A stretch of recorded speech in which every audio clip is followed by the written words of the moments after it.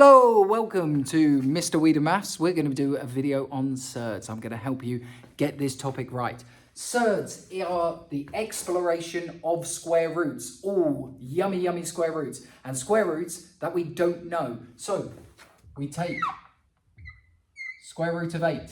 You might be thinking to yourself, yuck, I don't know what that is. It's not part of my square numbers up here. So we're going to break it down into something that we can figure out. I'm going to break it apart into two things that multiply to make 8. What multiplies to make 8? I've got 4 and I've got 2. 4 is one of my square numbers and we can square root 4.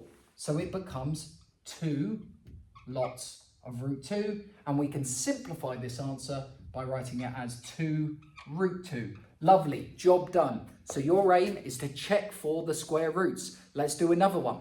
I've got the square root of 50.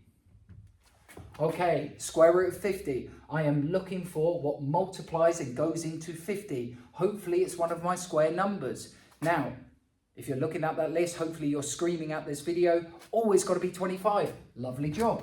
How many 25s make 50? It is going to be 2 of them. The square root of 25, we know what that is. That becomes a normal value, which is 5. And then we're timesing it by the root 2. So we've got 5 root 2. Now, these are nice and easy and straightforward ones where we've only got to do, a square number times by 2, essentially. What if you can't spot the square number and you can't spot what it's being multiplied by? So let's pick one. Let's go for 108. Now, this is where you need a bit of mental maths as you're doing this, okay?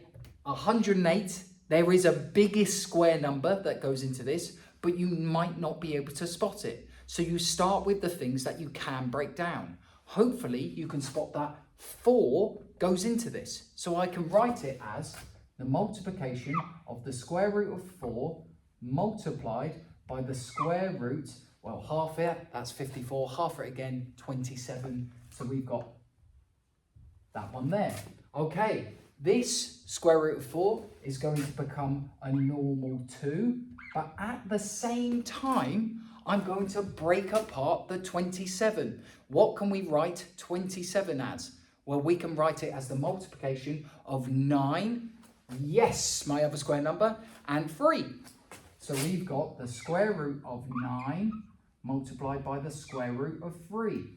And keep these multiplications here so I don't make any silly mistakes and cross things over. We keep it all in line. And so we get 2 multiplied by, that becomes normal 3. And then we've got the square root of 3 at the end. We do the timesing. 2 times 3 is 6. And then we've got the square root of 3. There we go. That's how we can simplify a surd. Okay. Final one I'm going to leave you with is the following.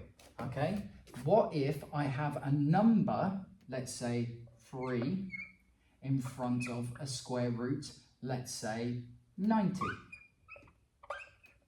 Okay, all this question is going to ask me to do is just do what we were doing, but there's a 3 in front of it. So it's just times by 3. So we've got 3 lots of, and then let's find the square number in 90. Well, I've got my square numbers up here, but hopefully you can just start to know these. I've got times by the square root of 9 times by the square root of 10. Now, I know this becomes a normal 3. So we've got 3 multiplied by 3 multiplied by the square root of 10. Now the square root 10 is going to stay the same because there's no square numbers that fit into 10. And we just do the 3 times the 3, which gives me the 9 root 10.